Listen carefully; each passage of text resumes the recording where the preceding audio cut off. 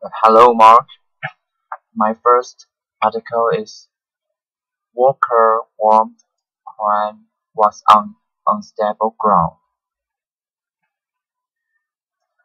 A safety engineer at the World Cup Stadium, where a joint crane collapse killed two workers, allegedly warned his supervisor of possible problems with the operation, only to have his concerns brushed aside. A labor union leader charged Thursday as snipping over the accident heated up. The incident has fed worries about Brazil's capacity to host next year's Showcase tournament as well as the 2016 Olympics, though authorities insist they will be ready for both.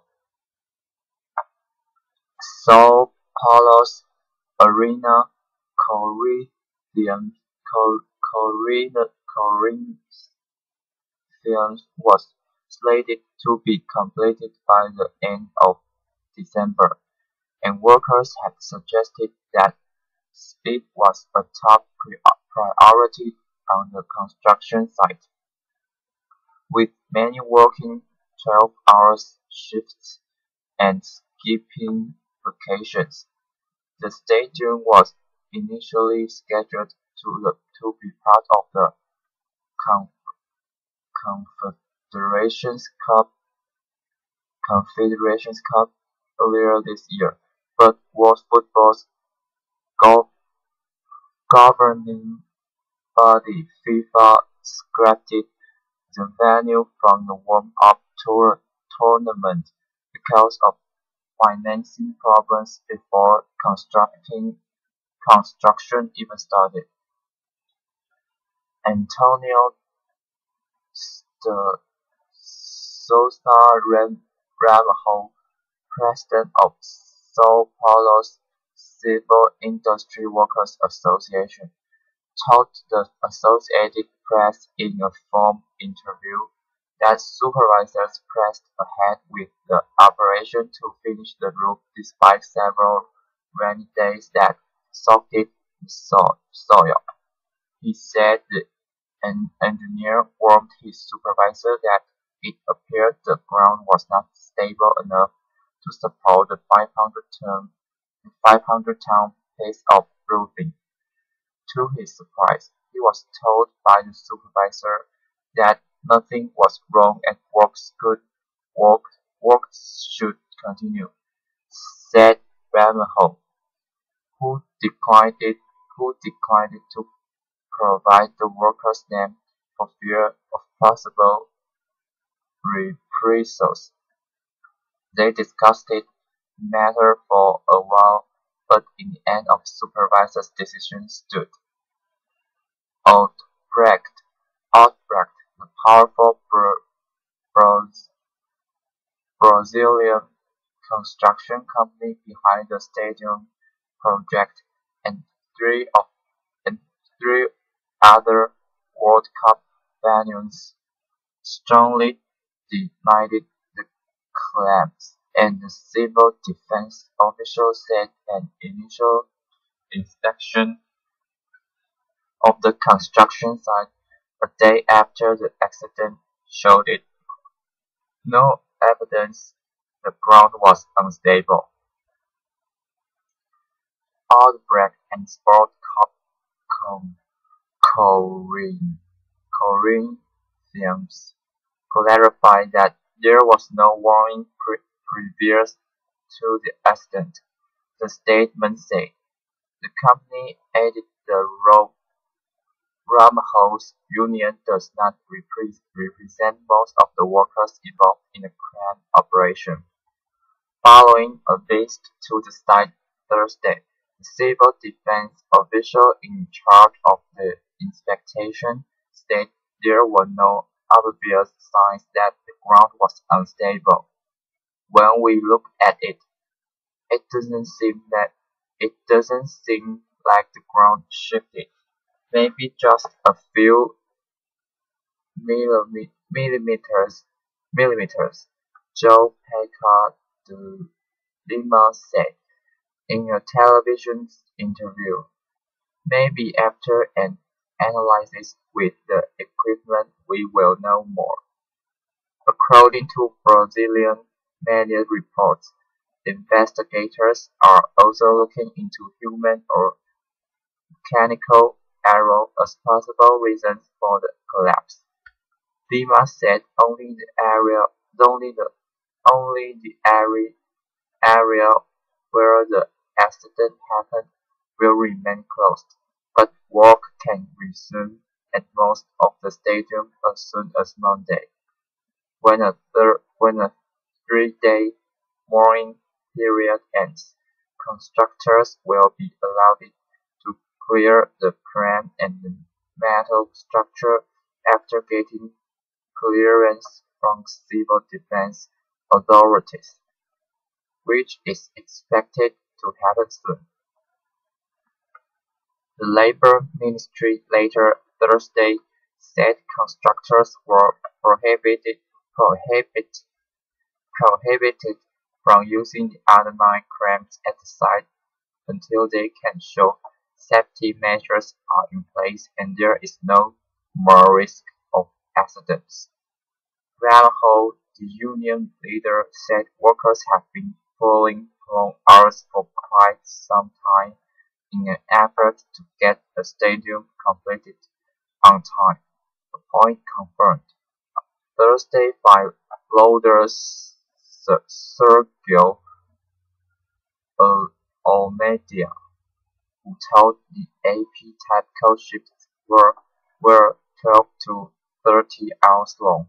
Besides the Sao Paulo Stadium, Odebrecht was involved in construction of the Fonte Nova Stadium in Salvador and Arena Pernambuco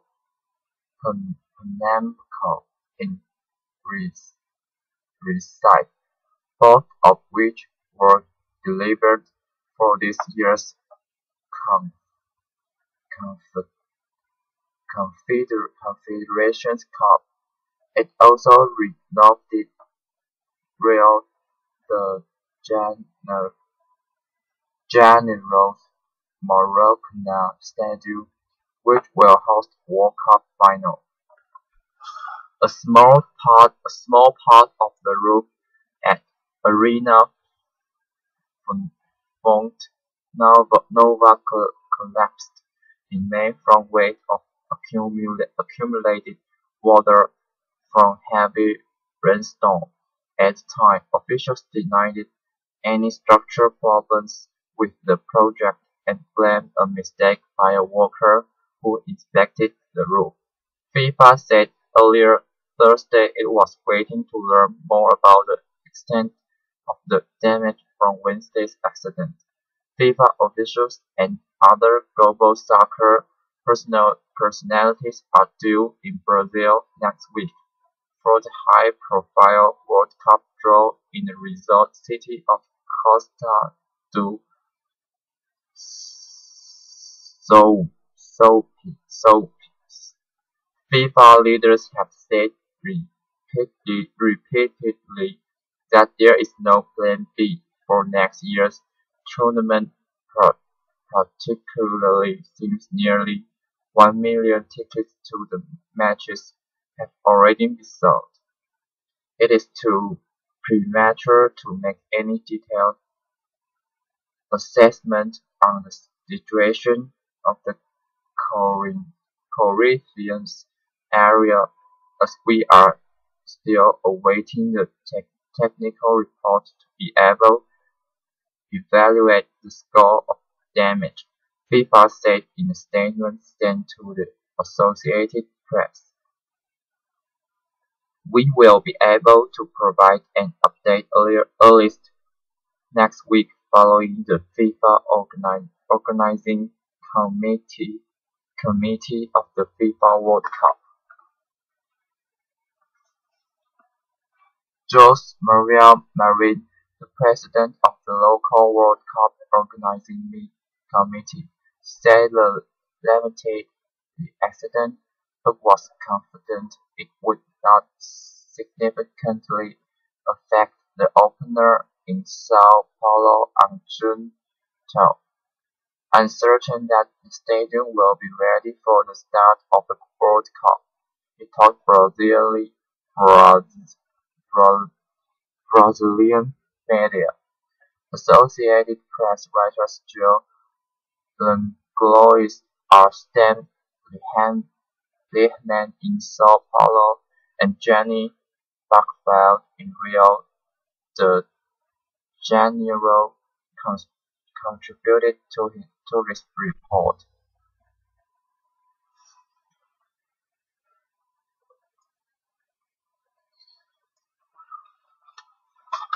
Okay, my next topic is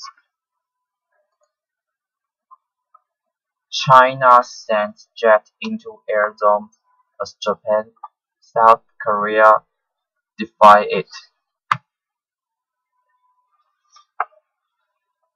China sent fighter jets and an early warning aircraft into its new declared air defense zone, state media said Friday as Japan and South Korea stated they had defied the zone with military overflights.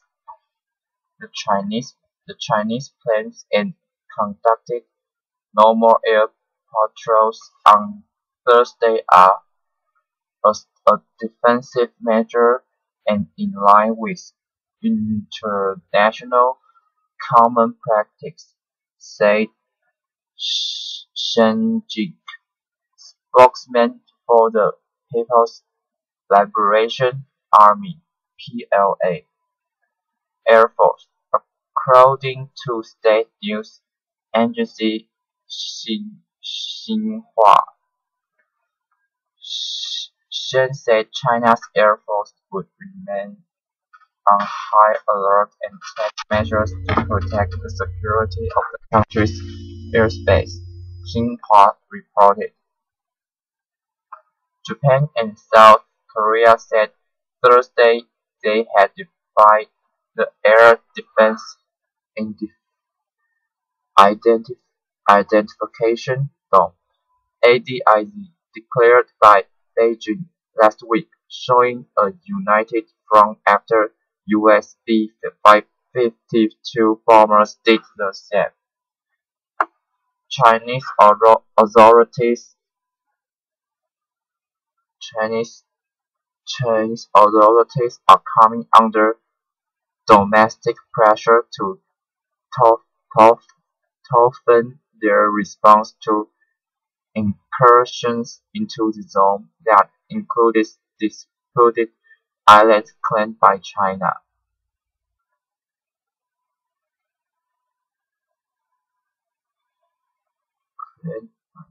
Which knows them as the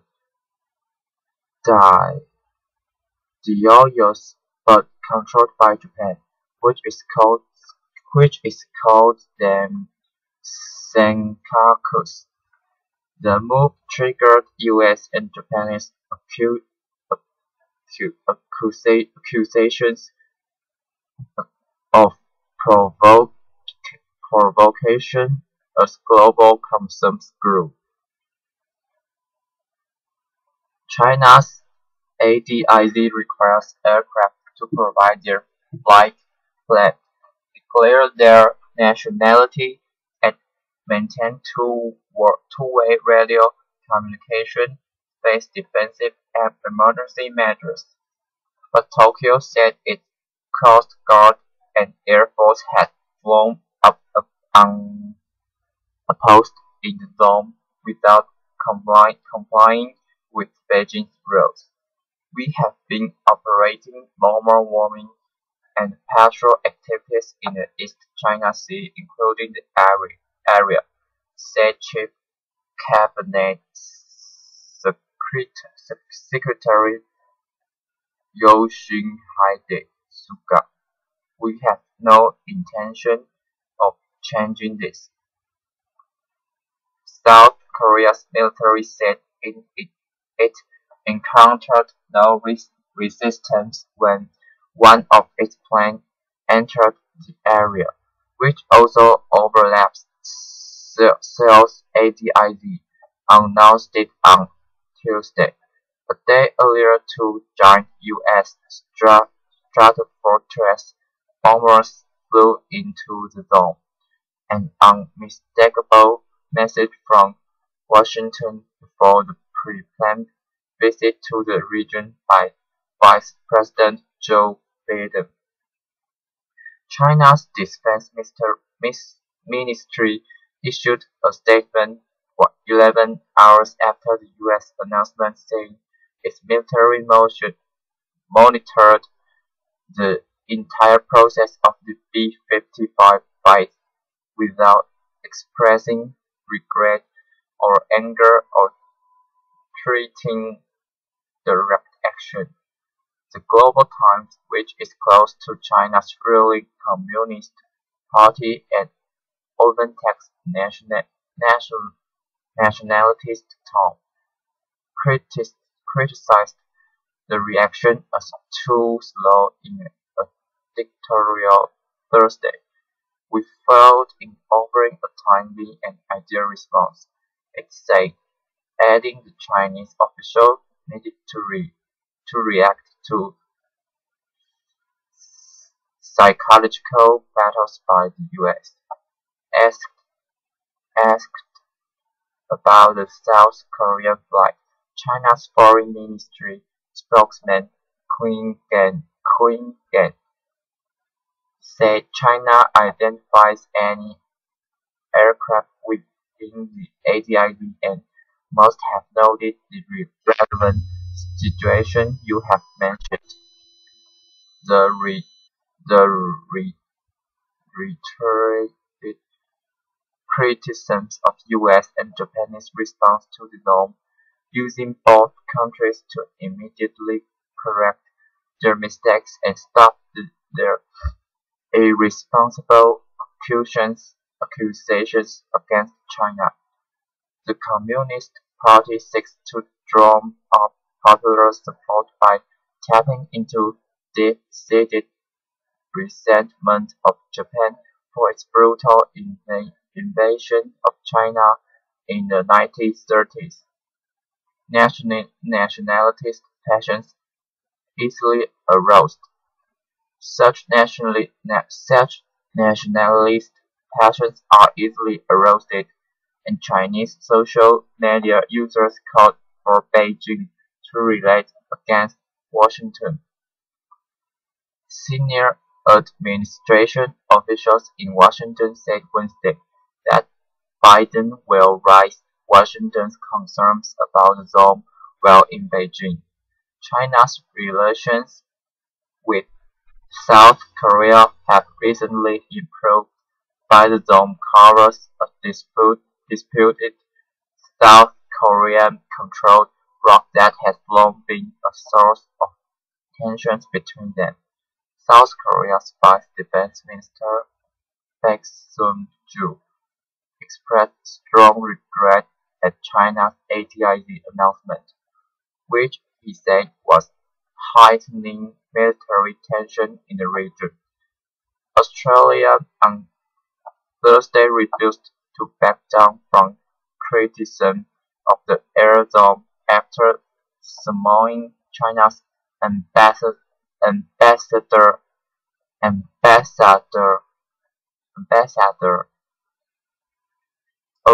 earlier this week and promoting an angry response from Beijing.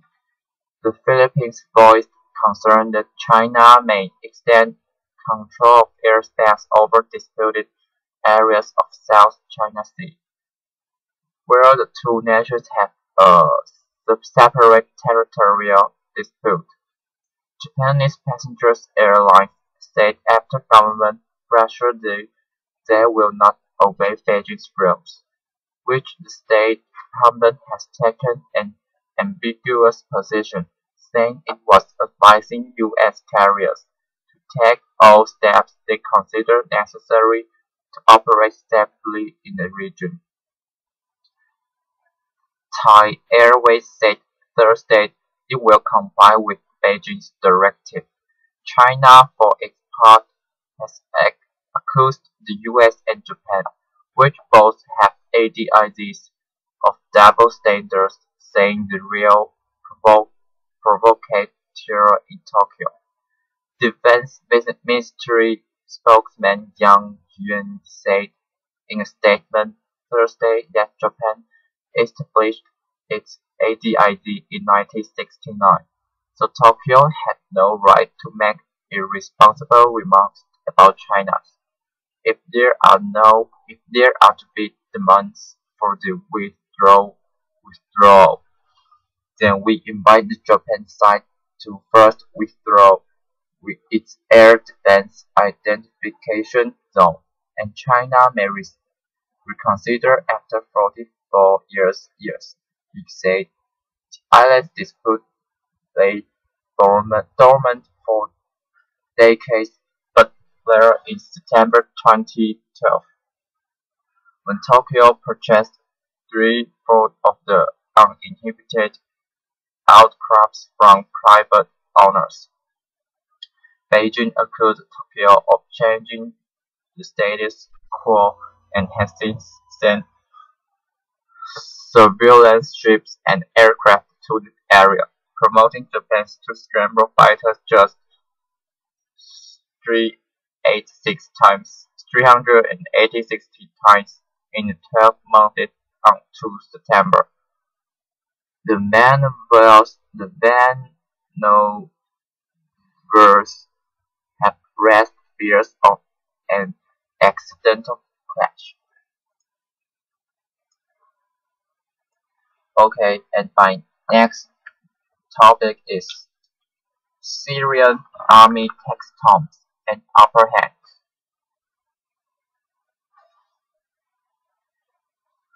Syrian troops recaptured the strategic town of Dar Atiyah Thursday, less than a week after losing it, taking the advantage in its bid to crush rebels just north of Damascus. The cathedral of the Atiyah on Damascus Homs Highway comes 2 weeks into an army offensive in the Kolamon region, important to the region for its proximity to the capital and to the rebels for supply lines it offers to neighboring Lebanon. It also comes amid intense international efforts to hold a peace conference amid it at ending the 32-month conflict that has killed more than 120,000 people and displaced millions. The opposition demands that any talks should lead to a transition in which President Bashar al-Assad plays no role. But in the run-up to the January 22 talks in Geneva, Assad's forces appear to be pushing for leverage with as many battleground victories as possible. Our heroic army has taken total control of the town of Dar Antiyah in Damascus province after it crushed the terrorist last enclaves there, state television said. A high-ranking security official confirmed the report to AFP, saying the town had been cleansed and that operation to expel terrorists from nearby areas are ongoing. The Syrian Observatory of Human Rights said the army was now in near total control of Deir Atia, which had been captured by the rebels last Friday, although gunfire could still be heard. A security source said troops had also entered the nearby town of Nabuk. If its town is captured, all will have left is Yabro and some other villages to completely block off the border with Lebanon and to stop any entrance or exit of rebels into Lebanon.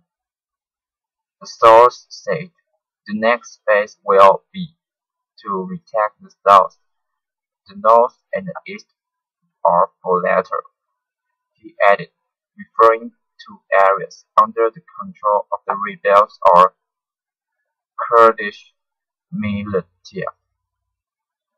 Fighting rages despite ceasefire call. Although fighting in Qalamon is Lebanon's Shiite militant group, Hezbollah, which backs Assad and has sent thousands of fighters into Syria. A source close to the group said a new few of Lebanon's agriculture minister Hussein Haj Hassan, a prominent Hezbollah figure, was killed on Wednesday along with 3 comrades. Fighting raged elsewhere in Syria a day after Iran said it had Turkey, which supports opposing sides in the conflict, would press for a ceasefire ahead the Geneva II peace conference. In Damascus, mortar fire hit the Russian embassy, killed a Syrian and wounded 9 others. The foreign ministry in Moscow said.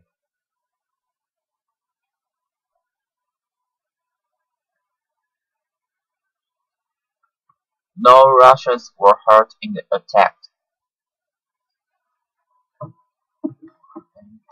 No Russians were hurt in the attack of one of several on the mission in recent months which have been blamed on rebels angered by Moscow's continued backing for Assad. Another round struck near the Parliament building. The United States condemned attack. We condemn any attack against individuals or facilities protected by international law, U.S. State Department spokesman Jen Psaki said. The United States continues to emphasize that those responsible for atrocities on all sides must be held accountable, she said. Around March, in the capital's eastern suburbs, the observatory said 11 rebels were killed. Further east, in the Euphrates Valley city of Raqqa, a missile killed at least 6 people overnight and wounded 30 more.